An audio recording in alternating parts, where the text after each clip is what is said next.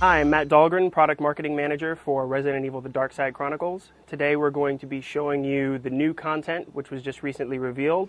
It takes place in South America in 2002, which is between the events of Code Veronica and Resident Evil 4. One of the cool things about this area is there are brand new storyline details that are being added onto the canon. Leon S. Kennedy makes his return and partners up with Jack Krauser. That's pretty cool because if you've played Resident Evil 4, you'd know that Krauser was the main enemy in that game.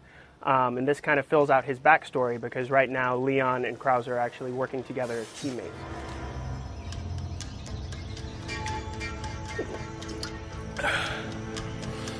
So, you think BOWs actually exist? Oh, wait. You said you faced him before, huh? This is my first mission with Krauser. He's a soldier with the U.S. Special Operations Command and has quite the resume of accomplishments in the field. But to him, after all he's been through, BOWs, cryptid, they're all the same.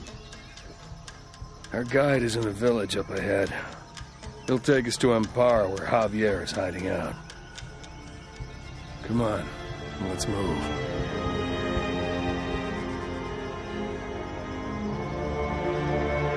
So right off the bat with this, you'll notice that the game takes place in broad daylight, which is pretty cool, and it's something that the team in Japan has been putting a lot of emphasis on.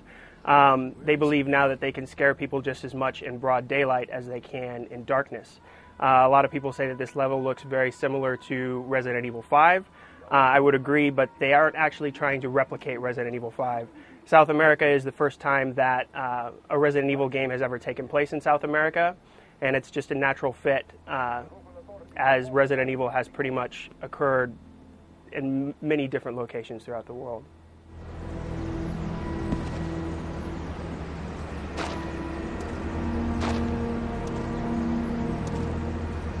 Huh. He looks hurt.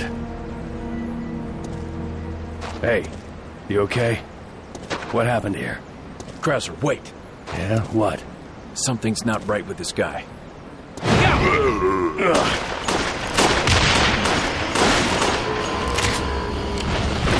So one of the biggest differences between this game and its predecessor, which was Resident Evil The Umbrella Chronicles, is the team is doing a lot of work on intensifying the horror aspect of the game. In most rail shooters, you'll know that the camera is very static in the background. Well, they're switching up the formula a little bit with Darkside Chronicles, and it now mimics the player's first-person point of view. What this does is it allows the producer to really go through and tune things so the player can see specific elements, but certain things are hidden from view. That allows them to use the element of surprise and to catch people off guard. Umbrella Chronicles was a great game, but it didn't really have the intensity of a horror game, so they're really doing a lot of work at making it as tense as possible. That's the toughest these bioorganic weapon things get. Then we got nothing to worry about. So co-op is one of the new main features of the game, and they're putting in a lot of effort to try to encourage teamwork between both of the players. If you noticed right back then, one of the teammates was attacked. When that happens, they lose control of their Wiimote, and it's up to your partner to come in. The pressure's put on him to be able to shoot and free your teammate so he doesn't take damage. Also, one of the cool things, almost all the objects in the background are destructible.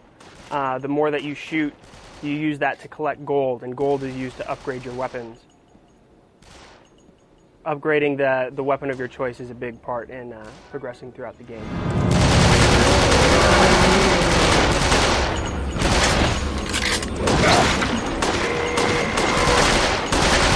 The game itself uses the Havoc engine and is really pushing it to its limits. You can see the zombie animations are much more improved from where Umbrella Chronicles was at.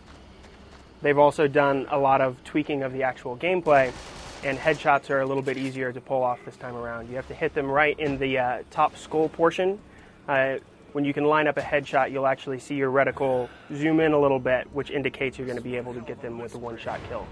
The pistol is the only gun that allows you to get a headshot, and there's a new scoring system that's been added to the game. So if you can actually chain headshots together, you get point multipliers. And this point total is going to be able to link up through Wi-Fi on the Nintendo Wii. So there will be online leaderboards, which allows people to have a little bit of a competitive element as to what would normally just be a storyline-driven game. W2.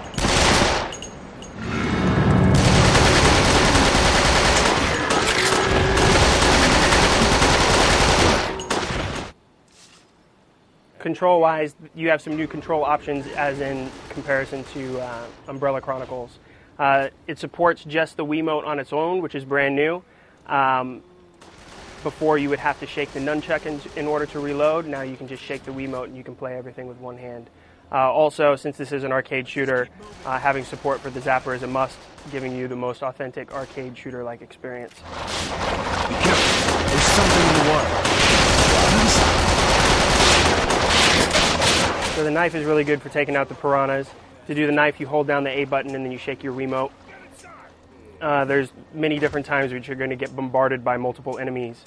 So it's good to learn when the correct time to use your knife is.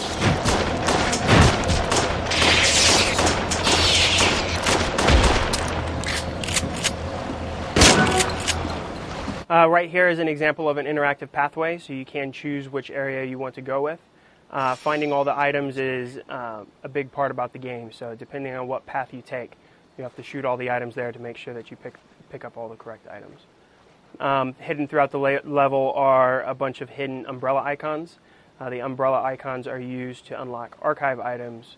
A lot of them are like throwbacks to the original games, like weapons you would have picked up, or items you would have picked up in those areas.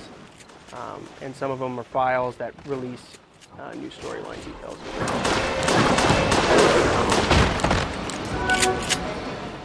Also, accessibility is very key for a platform like the Wii. There's a lot of people out there that are playing games for the first time, so we wanted to make sure that the barrier of entry in order to enjoy the game was pretty low. They've added some new features for the easier difficulties. There's an auto lock system. If you hold down the A button, you'll see that the Wii reticle changes in shape. If you can do that on top of an enemy, it's going to lock onto their torso and allow you to keep shooting them until they're finished. So here, let me put that down. Particularly good for boss fights. I would say most hardcore gamers will probably stick to manual aiming, but if people have difficulty, there is an option out there to help them. So this introduces our new female character to the franchise. Her name is Manuela. Not much is really known about her at this point. I can't give away too much, or else it would spoil the actual story. But she's very interesting, to say the least. Shit! Where do I shoot? This thing is huge! How the hell are we... So this is the first boss that you encounter in the game. One of the cool things about the boss fights are a lot of the times they'll develop in different ways depending on how you play it. If you do particularly well against this boss, you can actually cut out an entire segment and move on and be able to beat it a little bit earlier. If you can't get off the shots that you need during this point, you'll actually jump up on top of the roof, and it spawns a whole new set of actions for your boss. And it's pretty cool. If you play through the bosses multiple times, a lot of times you'll go down a little bit different of a path, so it's not necessarily always the same experience. All right, hopefully you enjoyed the walkthrough of the first level within Resident Evil: The Darkside Chronicles. The game's going to be coming out November 17th. We also have a special pre-order item that's going to be at GameStop. It's an exclusive zombie transformation t-shirt. You pull it over your head, you become a zombie. If you're a Resident Evil fan, this game's a must-have for you, so check it out November 17th.